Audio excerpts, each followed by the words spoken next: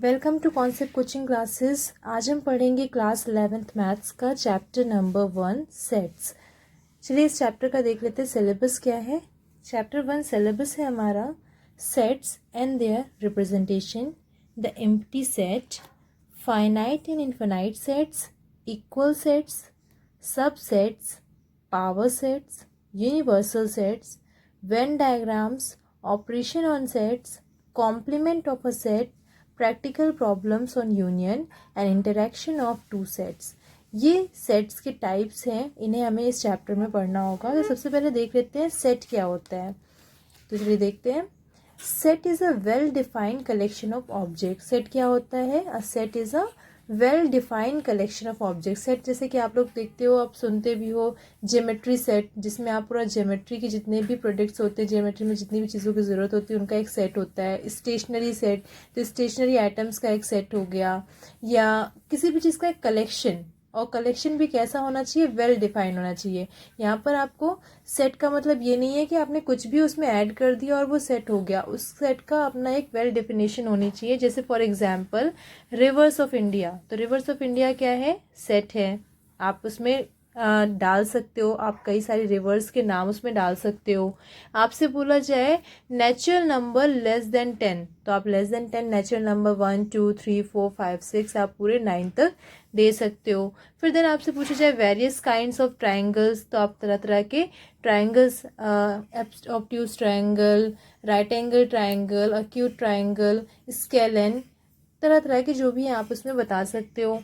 Then फिर आपसे पूछा जाए अगर कि the most brilliant students of your class, तो आप ये कैसे बताओगे? क्योंकि ये तो कोई मेजरमेंट नहीं होता। या most intelligent people in your class, या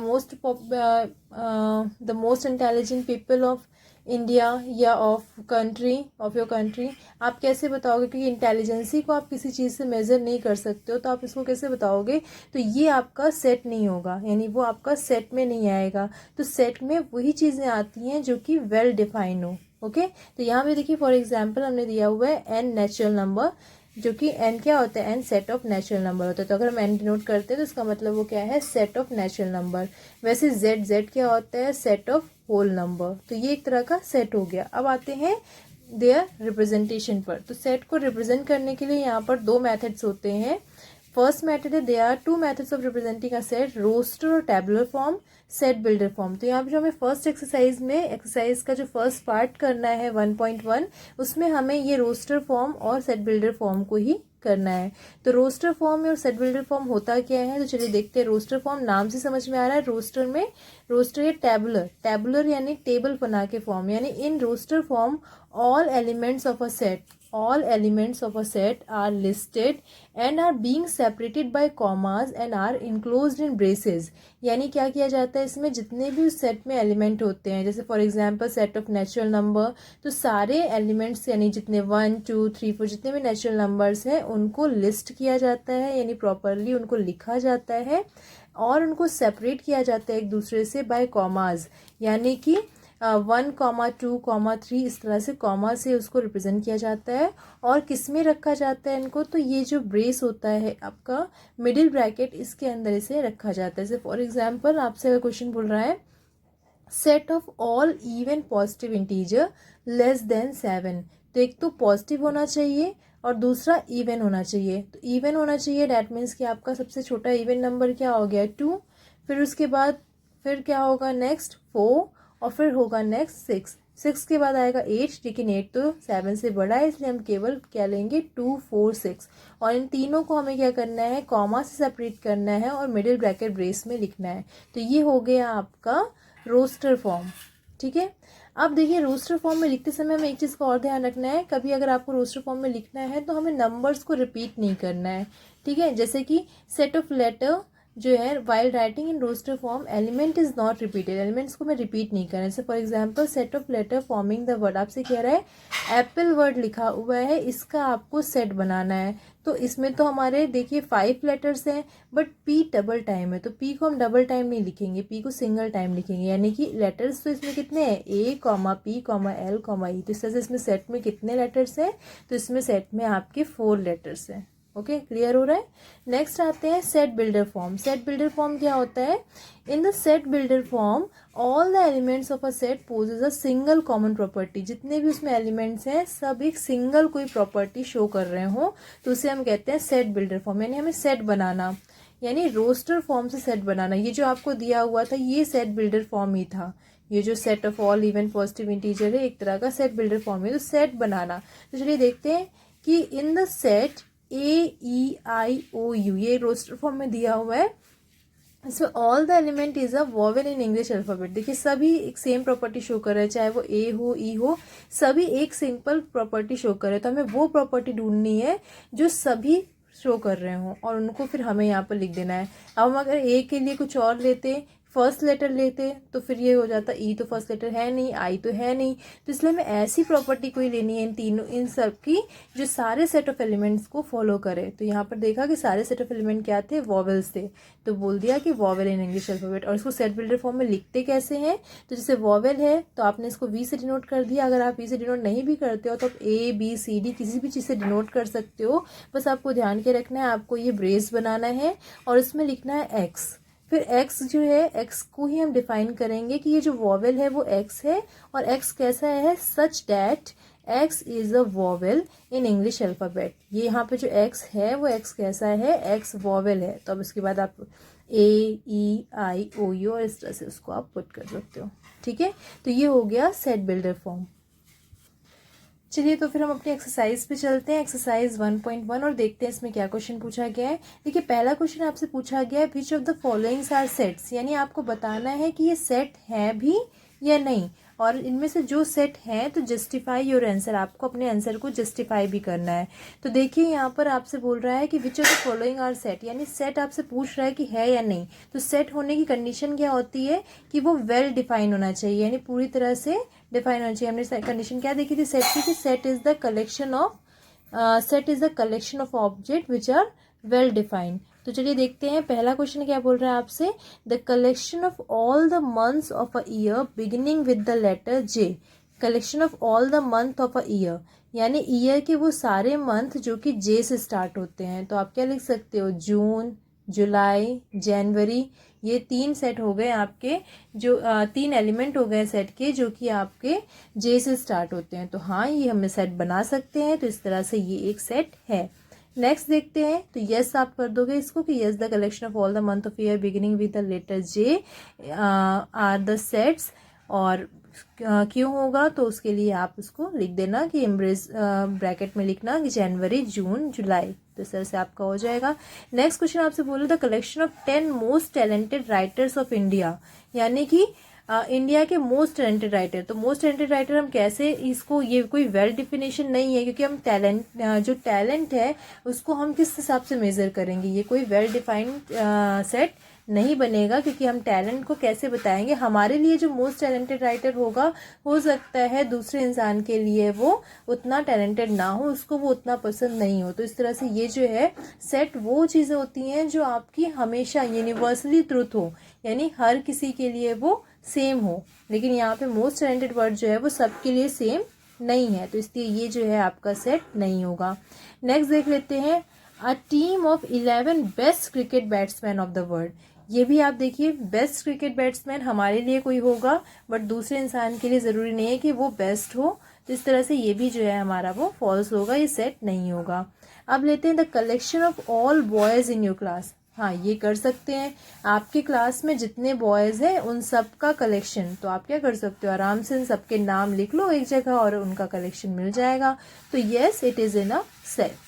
collection of all natural number less then 100, 100 से छोटे सारे नेचुरल नंबर। हाँ, ये भी हो सकता है, 1 से लेकर 1, 2, 3 डैश 99। तो ये क्या हो जाएगा, नेचुरल नंबर। तो yes it is a set. A collection of novels written by the writer Munshi Premchand. अब मुंशी प्रेमचंद ने जितने भी नॉवेल्स लिखी हैं उनका कलेक्शन करना है। तो ठीक है, सारे कलेक्शन, क्योंकि उन्होंने जो भी लिखे हैं वो वेल डिफाइंड है, उनके प्रॉपरली लिखे हुए नॉवेल्स है, तो उन सबको हम इकट्ठा करके एक कलेक्शन ऑफ सेट बना सकते हैं। तो yes it is a set. Next question है the collection of all even integers. Integer वो भी इवन, तो हो सकते हैं 2, 4, 6, 8, इस तरह से आप कितने भी इंटीजर्स बता सकते हैं। इंटीजर है, पॉजिटिव नेगेटिव बोला नहीं है तो हम माइनस में भी जा सकते हैं, बट हम इन्हें लिख सकते हैं, तो इसलिए ये क्या हो जाएगा हमारा, ये सेट होगा। नेक्स्ट क्वेश्चन देखते हैं। The collection of questions in this chapter, बहुत ईजी है। Collection of questions in this chapter, तो जितने चैप्टर में, इस चैप्टर में क्वेश्चन है 6 क्वेश्चंस हैं, या 6 के पार्ट भी अगर हम ले लें तो हम आराम से इनको बता सकते हैं। तो ये भी एक क्या है, वेल डिफाइंड क्वेश्चन है, यानी वेल डिफाइंड सेट है। तो collection of most dangerous animal of the world, अब डेंजरस एनिमल ये भी क्या होगा, ये भी हम किसी फैक्टर पे इसको नहीं मेजर कर सकते, तो ये सेट नहीं होगा। तो आपने देखा टैलेंटेड हो गया, बेस्ट क्रिकेटमैन हो गया, डेंजरस हो गया, यानी इस तरह के एडजेक्टिव्स लगा के जो हम यूज़ कर रहे हैं तो इन्हें हम प्रॉपरली डिफाइन नहीं कह सकते, इसलिए ये सेट नहीं होंगे। चलिए नेक्स्ट क्वेश्चन देखते हैं। नेक्स्ट क्वेश्चन हमसे कह रहा है कि let A is equals to 1, 2, 3, 4, 5, 6, insert the appropriate symbol belongs or belongs not belongs in the blank spaces। ये आपको ये जो सिंबल दिख रहा है ये बिलोंग टू और नॉट बिलोंग टू का है। बिलोंग टू का मतलब कि आपके ये जो 5 है वो ए में बिलोंग कर रहा है, यानी ए में है, और अगर बिलोंग नॉट टू का मतलब क्या है कि वो उसमें नहीं है। तो चलिए चेक कर लेते हैं। 5 ए में है तो ए में देखते हैं क्या क्या है, 1, 2, 3, 4, 5, 6, यस 5 बिलोंग्स टू ए, तो इसे हम भर देंगे। इसमें हमें क्या लिखना है, तो क्या होगा 5 बिलोंग्स टू ए। नेक्स्ट है, आपसे पूछ रहा है 8, तो क्या 8 बिलोंग्स टू ए है, क्या 8 ए में बिलोंग कर रहा है, तो देखिए 8 नहीं है ए में, तो इसमें हम क्या लिखेंगे, बिलोंग्स टू का साइन लगा के कट कर देंगे, तो इसको बोल देंगे नॉट बिलोंग टू। क्या 0 ए में है, नहीं 0 ए में नहीं है, तो 0 को भी ऐसे ही करेंगे, बिलोंग्स टू का केस लगा के नॉट बिलोंग्स टू कर लेंगे। इस तरह से जितने भी क्वेश्चन है, 4 हो गया, 4 है, बिलोंग्स टू है, आप देख रहे 4 है, 2 भी है, इसमें 10 नहीं है, तो इस तरह से आप इसको फिलअप कर लोगे। चलिए नेक्स्ट क्वेश्चन पे चलते हैं। नेक्स्ट क्वेश्चन हमसे क्या कह रहा है कि write the following set in roster form, आपको ये जो फॉलोइंग सेट्स हैं इनको रोस्टर फॉर्म में लिखना है। तो चलिए देखते हैं इसको कैसे सॉल्व करेंगे, रोस्टर फॉर्म में कैसे लिखेंगे। तो सबसे पहले क्वेश्चन जो आपसे बोल रहा है वो क्या कह रहा है कि x is such that x is an integer and -3, x जो है वो क्या है, x is greater and equal than -3 and less than 7। तो चलिए ट्राई करते हैं इसको।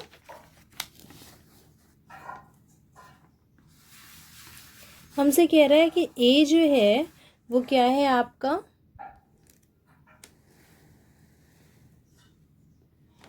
a जो है वो x है, और x कैसा है, एक इंटीजर है, और ये इंटीजर है, और कैसा इंटीजर है, इंटीजर x जो है वो 3 से बड़ा और बराबर है, यानी -3 के बराबर है। तो हमने यहाँ पे एक मिडिल ब्रैकेट लगाया, -3 के बराबर है और -3 से बड़ा है, यानी -3 से बड़ा है, कहाँ तक जाएंगे, 7 से छोटे तक। तो स्टार्ट करते हैं, -2, -1, 0, 1, 2, 3, 4, 5, 6। अब क्योंकि देखिए 7 से छोटा लिखना था इसलिए 6 तक हो गया, बस यही है हमारा आंसर। नेक्स्ट क्वेश्चन करते हैं। नेक्स्ट क्वेश्चन देखिए क्या बोल रहा है कि b equals to x such that x is a natural number less than 6। x एक नेचुरल नंबर है जो कि 6 से छोटा है। तो देखते हैं b is equals to x हमारा क्या है, नेचुरल नंबर, यानी 1, 2, 3, 4, 5। अब क्योंकि 6 से छोटा है तो ये यहीं पर क्लोज हो जाएगा। थर्ड क्वेश्चन देखते हैं क्या बोल रहा है हमसे, x is the c is equals to x such that x is a 2-digit natural number such that the sum of its digit is 8। यानी x एक 2 डिजिट का नंबर है जिसमें दोनों का सम जब किया जाए तो हमारा 8 आना चाहिए। तो जैसे कि c है तो c is equals to हमने रखा है यहाँ पे, तो हम पहला नंबर ले लेते हैं यहाँ पे 1। अब 1 के साथ हम ऐसी कौन सी डिजिट लें जिसके बाद उसका सम जो है वो 8 आए, तो हम 7 ले लें, यानी 17। तो 17 जब लिखेंगे तो 1 + 7 करेंगे तो 8 आएगा। ऐसे हम ले लेते हैं 2 के साथ क्या ले लेते हैं 6, तो 2 और 6 करेंगे तो 6 और 2 8। फिर देन ले लेते हैं 3, तो 3 के साथ 35। फिर ले लेते हैं 4, तो 4 के साथ 44। देन ले लेते हैं 5, तो 5 के साथ 3। फिर ले लेते हैं 6 के साथ 2। फिर ले लेते हैं 7, तो 7 के साथ हो जाएगा 1 एंड लास्ट हो जाएगा आपका 8, 8 के साथ ले लेते हैं 0, तो 80, तो 8 + 0 हो जाएगा 8। तो इस तरह से हमारे कितने सेट आए, ये आ गया। ठीक है, नेक्स्ट क्वेश्चन करते हैं। x is d is equals to x such that x is a prime number. ऐसा है d में नंबर जिसमें x जो है वो प्राइम नंबर है which is a divisor of 60। x एक प्राइम नंबर है जो कि 60 का डिवाइजर है। अब प्राइम नंबर है डैट मीन्स क्या हो जाएगा, सबसे छोटा प्राइम नंबर हम ले लेंगे। सबसे छोटा प्राइम नंबर क्या होता है 2, तो ये हो जाएगा। और देखिए 2 हमारा 60 डिवाइड भी हो जाएगा 2 से। ठीक है, डिवाइजर ऑफ 60, तो 260 डिवाइड भी हो जाएगा, तो इसलिए हो गया ये 2। अब उसके बाद हमारा 3 आएगा, बट 3 जो है वो डिवाइड नहीं होगा। प्राइम नंबर समझ रहे ना, प्राइम नंबर वो नंबर होते हैं जो सिर्फ अपनी ही टेबल में आते हैं। तो 3 तो होगा प्राइम नंबर, बट 3 से 60 डिवाइड नहीं होगा। तो फिर आते हैं 4, 4 हमारा प्राइम नंबर है नहीं। फिर आते हैं 5, 5 प्राइम नंबर है एंड 5 12 टाइम्स में 60 आ जाता है, तो ये हो गया 5। देन फिर उसके बाद हो गया आपका 6, 6 जो है हमारा वो प्राइम नंबर नहीं है। देन आते हैं 7, 7 भी हमारा प्राइम नंबर तो है बट उससे 60 कटेगा नहीं। फिर आते हैं हमारे 8, 9, 10, 11 भी नहीं होगा। फिर उसके बाद हम आते हैं अपने 12, 13, 15 नहीं होगा किसी से, क्योंकि 15 आएगा। 15 के बाद आपका हो जाएगा 60 आ जाएगा, यानी और 60 में तो होता नहीं है। 15 के बाद 30 आएगा, 30, 60, यानी कि यही हम देखिए इसको चेक कैसे कर रहे हैं। हम 60 को क्या कर लेते हैं, एलसीएम ले लेते हैं। तो हमने चेक किया 2 से, तो 2 से ये कैंसिल हो रहा है। ठीक है, फिर देन उसके बाद हम 3 से चेक कर रहे हैं, 3 से भी होगा, यानी यहाँ पर 3 भी आएगा। ठीक है, देन फिर उसके बाद हम 5 से करते हैं, तो 5 2 ज़ा 10, और फिर हमारा ये 2 से आएगा, यानी हमने देखा 2, 3, 5, बस यही एक प्राइम नंबर है जो कि इसके डिविजिबल है। तो 2, 5, 3 या 2, 3, 5 आगे पीछे आप कर सकते हो, उसमें कोई चेंजेस नहीं है। तो ये हो गया आपका डी। अब आते हैं फिफ्थ क्वेश्चन। फिफ्थ क्वेश्चन में हम देखते हैं क्या बोल रहा है हमसे कि ई है, और ई क्या है, the set of all letter in the word trigonometry. मैंने आपसे बोला था कि हमारा लेटर रिपीट नहीं होना चाहिए, तो ये वही वाला केस है। तो ट्रिग्नोमेट्री है, इसमें बोल रहा है कि सारे लेटर का सेट बनाना है। तो हमें लिखना है ई इज इक्वल्स टू, अब सबसे पहले लिखते हैं यहाँ पे टी है, तो टी लिख लेते हैं। टी डबल टाइम आया है, हमें एक ही टाइम लिखना है। फिर हम आर लिख लेते हैं। डायरेक्टली पहले एक एक आप लिख लो, उसके बाद फिर जो डबल बार आएगा उसको आप छोड़ देना। आई हो गया G N O, trigonometry, trigno तक तो बिल्कुल सेम है। फिर उसके बाद हम लिख लेते हैं एम, फिर उसके बाद हो जाएगा ई, देन हो जाएगा हमारा टी तो आया ही हुआ है, आर भी लिखा हुआ है, देन हो गया वाई। तो इस तरह से ये हो गया हमारा ई क्वेश्चन। फिर देखते हैं सिक्स क्वेश्चन क्या बोल रहा है, the set of all letter in the word better. तो ये भी ऐसे ही क्वेश्चन है, बेटर में बी लिखा, फिर उसके बाद ई, देन उसके बाद टी, फिर टी डबल बार आ गया, ई डबल बार आ गया, छोड़ देंगे, और फिर आर। तो इस तरह से ये हो गया आपका क्वेश्चन नंबर 3 का पूरा सॉल्व। अब चलिए बढ़ते हैं आगे क्वेश्चन नंबर 4 पे, देखते हैं क्वेश्चन नंबर 4 क्या बोल रहा है हमसे। तो क्वेश्चन नंबर 4 कह रहा है कि यहाँ पर आपको सेट बिल्डर फॉर्म में चेंज करना है। ये आपको रोस्टर फॉर्म में दे दिया है और इसे आपको सेट बिल्डर फॉर्म में चेंज करना है। तो चलिए देखते हैं सेट बिल्डर फॉर्म में कैसे करेंगे। तो आपसे क्वेश्चन कर रहा है, यहाँ पे दे दिया है ब्रेस के अंदर 3, 6, 9, 12। तो आप ये रिलेशन देखिए क्या रिलेशन बन रहा है। 3 3 में मल्टीपल हो रहा है, 3 में 2 का मल्टीपल है, 3 2 ज़ा 6, फिर हो गया 3 3 ज़ा 9, 3 4 ज़ा 12। तो यानी 3 की टेबल चल रही है, 3 1 ज़ा, 3 2 ज़ा, 3 3 ज़ा, 3 4 ज़ा। दैट मीन्स कि 3 में ही मल्टीपल हो रहा है। तो यहाँ पे हमें क्या चेक करना था, हमें सेट बिल्डर फॉर्म बनाते समय चेक करना है कि सारे नंबर्स जो हैं वो एक सिंगल प्रॉपर्टी शो कर रहे हो, वही सेट बिल्डर फॉर्म बनेगा। तो देखिए इसको कैसे बनाते हैं।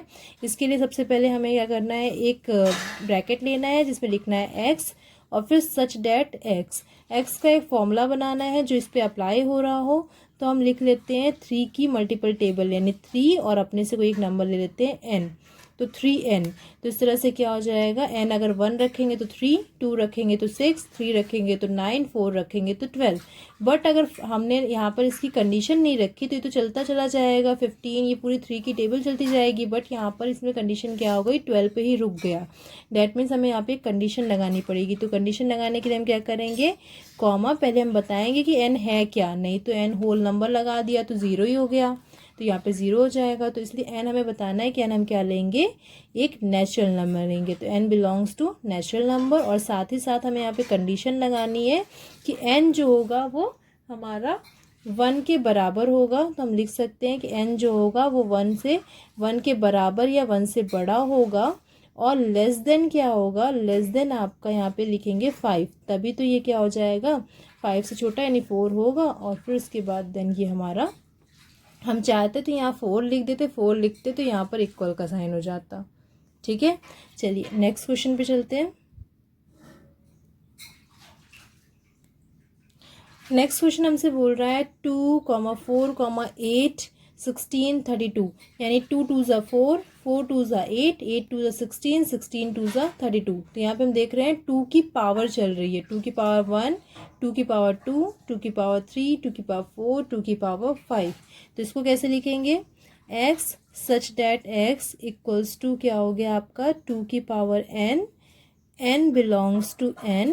और अब हमें यहाँ पे कंडीशन लगानी पड़ी क्योंकि 2 की पावर 5 तक ही गया है। ये हो गया आपका 2 की पावर 1, 2 की पावर 2, 2 की पावर 3, 2 की पावर 4 या 2 की पावर 5।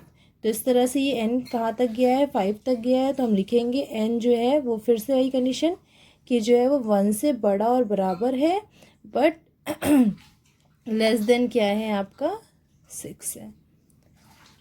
थर्ड क्वेश्चन करते हैं 2 4 6, यानी यहाँ पे देख रहे हैं आप 2, 4, 6, यानी एक तरह का ये इवन नंबर चल रहा है। तो इवन नंबर चल रहा है तो इसका केस हम लोग क्या लेंगे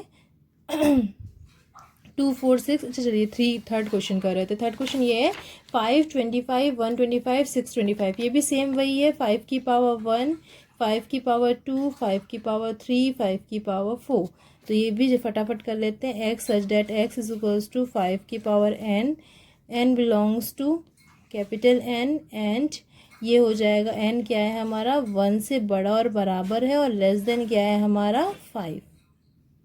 ठीक है, चलिए फोर्थ क्वेश्चन करते हैं। फोर्थ क्वेश्चन है क्या है हमारा कि 2, 4, 6 डैट डैट डैश। तो यहाँ पे हमें सिंपली दिख रहा है कि ये क्या है, एक तरह का इवन नंबर है। तो हम क्या लिखेंगे, x सच डैट x क्या है हमारा इज एन इवन, और फिर हम नेचुरल नंबर लिखना नहीं भूलेंगे, नहीं तो वो इंटीजर को भी ले सकता है। तो इसलिए हम नेचुरल नंबर लेते हैं, इंटीजर में वो नेगेटिव को भी ले सकता है। हम या तो लिखते हैं इवन पॉजिटिव इंटीजर या इवन नेचुरल नंबर, दोनों लिख सकते हैं। देन चलते हैं फिफ्थ 1, 4, 9 100। अब देखिए यहाँ पर आपको कुछ हिंट मिल रहा है। 1 क्या है, ये 1 का स्क्वायर है, ये 2 का स्क्वायर है, ये 3 का स्क्वायर है, और ये डैश डैश 10 का स्क्वायर है। तो इस तरह से हमने देखा कि नेचुरल नंबर्स का स्क्वायर है, तो 1 से लेकर 10 तक के। तो हम इनको क्या लिख सकते हैं, x सच डैट x। अब x क्या है हमारा, x is equals to square है, किसका स्क्वायर है, n का स्क्वायर, और n क्या है नेचुरल नंबर। तो हम क्या लिखेंगे, n belongs to natural number, and n हमारा कहाँ से कहाँ तक लेना है, 10 तक लेना है ना। तो n को हम लेंगे 1 से बड़ा और 10 तक लेना है, तो हम यहाँ पे ले सकते हैं लेस एंड इक्वल देन 10, और चाहते तो हम यहाँ पर 11 भी ले सकते थे। ठीक है, तो ये क्वेश्चन हो गया आपका क्वेश्चन नंबर 4। आई होप कि आपको क्लियर हो गया होगा। चलिए हम नेक्स्ट आगे बढ़ते हैं और देखते हैं क्वेश्चन नंबर 5। क्वेश्चन नंबर 5 हमसे क्या कह रहा है, कह रहा है list all the element of the following set. ये आपको फिर से सेट बिल्डर फॉर्म में दे रहा है, और आपको क्या करना है, इसको रोस्टर फॉर्म में इसको करना है। तो चलिए देखिए, a is equals to x such that x is an odd natural number. कह रहा है कि a जो है वो क्या है हमारा एक ऑड नेचुरल नंबर है, ऑड नेचुरल नंबर है, और आपका कोई कंडीशन नहीं दिया हुआ है, डैट मीन्स ये आपका चलता चला जाएगा। तो पहले हो गया 1, सबसे छोटा, फिर 3, फिर 5, फिर 7, फिर उसके बाद 9, और इस तरह से ये कंटिन्यू आपका डैश डैश डैश चलता जाए, क्योंकि यहाँ पर इसने कोई ब्रेक नहीं लगाया है। नेक्स्ट क्वेश्चन देखते हैं। b is equals to x such that x is an integer. x क्या है? एक इंटीजर है, और x किसके बीच में है? -1/2 से 9/2 के बीच में है। तो चलिए देखते हैं इसको कैसे करेंगे। तो देखते हैं x is such that x is an integer, -1/2 से जो है और 9/2 के बीच का होना चाहिए। अब ये एक इंटीजर है, और जबकि -1/2 9/2 दोनों चीज़ें आपकी क्या है? रेशनल नंबर है।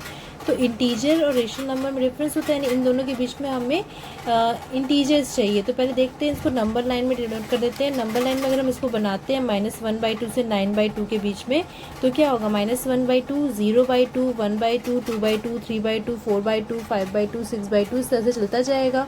अब इसको अगर हम 0/2 को क्या लिख सकते हैं? 0, 1/2, 2/2 को 1, 3/2, इस तरह से हम ये लिख सकते हैं। अब इनमें देखिए जो हमारे इंटीजर हैं वो क्या है? इंटीजर तो हमारा केवल वैल्यूज़ होगी, फ्रैक्शन वाला पोर्शन तो होगा नहीं। तो 0, 1, 2, 3 और 4 यही आपका क्या होगा? इंटीजर होगा। तो इस तरह से इसका आंसर क्या आएगा? 0, 1, 2, 3, 4। क्लियर है ना? यानी कि हमें रेशनल नंबर्स को तो लेना नहीं है, तो रेशनल नंबर 1/2, 3/2 तो लेंगे नहीं, तो केवल 1/2 और 9/2 के बीच में क्या हो गए? इंटीजर्स चाहिए थे हमें। अगर यहाँ पे रेशनल नंबर बोला था तब हम इसको भी लेते, पर यहाँ पर इसने क्या बोला था? इंटीजर बोला था, इसलिए हमने केवल इंटीजर नंबर को ही लिया। नेक्स्ट क्वेश्चन आपसे बोल रहा है कि c is equals to x such that x is an integer, x square is less and equal than 4। यानी x आपको एक ऐसा नंबर लेना है जिसका स्क्वायर जब करेंगे तो वो 4 के इक्वल आए। तो वो x ऐसा नंबर लेना है जिसका स्क्वायर करें तो वो 4 के इक्वल आए या 4 से छोटा आए। अब क्योंकि ये इंटीजर बोल रहा है तो हम निगेटिव पॉजिटिव दोनों ले सकते हैं। तो जब हम x की जगह वैल्यू लेंगे -2, तो -2 का स्क्वायर करेंगे तब भी 4 आएगा। -1 उसका स्क्वायर करेंगे तो 1 आएगा, जो कि 4 से छोटा है। 1 का स्क्वायर करेंगे तब भी 1 आएगा। 0 का स्क्वायर करेंगे तो 0 आएगा। और फिर उसके बाद हम यहाँ पे क्या करेंगे? यहाँ पे 1 ले चुके थे तो हम 1 के वहाँ पे नहीं लेते डबल बार, और 2 का स्क्वायर करेंगे तो 4 आएगा। तो इस तरह से जो हमारे पास नंबर्स हैं वो क्या है? -2, -1, 1, 0 और हो जाएगा यहाँ पर 2। ठीक है, ये हो गया आपका आंसर। नेक्स्ट क्वेश्चन आपसे बोल रहा है d is equals to x such that x is a letter in the word loyal. Loyal letter में वर्ड्स क्या क्या हैं? तो L, O, Y, A, क्योंकि L रिपीट हो रहा है तो L लेंगे नहीं। नेक्स्ट क्वेश्चन है e is equals to x such that x is a month of a year not having 31 days. ऐसे मंथ बताने ईयर के जिनमें 31 डेज ना आते हों, तो वो कौन कौन से हो जाएंगे आपके? फरवरी के 28 या 29 डेज ही होते हैं, अप्रैल 30 डेज, जून हो गया, सितंबर एंड नवंबर, ये वो मंथ्स है जिनमें 31 डेज नहीं आते हैं।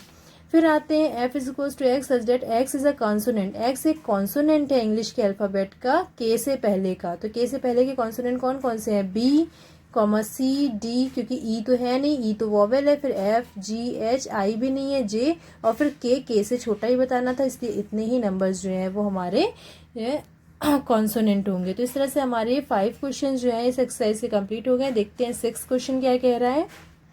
तो 6 क्वेश्चन जो है हमसे कह रहा है कि match these of the each of the set on the left in the roster form with the same set on the right describe the set builder form. यानी सेट बिल्डर फॉर्म में आपको दिया हुआ है और रोस्टर फॉर्म में दिया है, और इन दोनों को आपको क्या करना है? मैच करना है। तो देखिए कैसे मैच करेंगे। 1, 2, 3, 6, 1, 2, 3, 6 दे रहा है।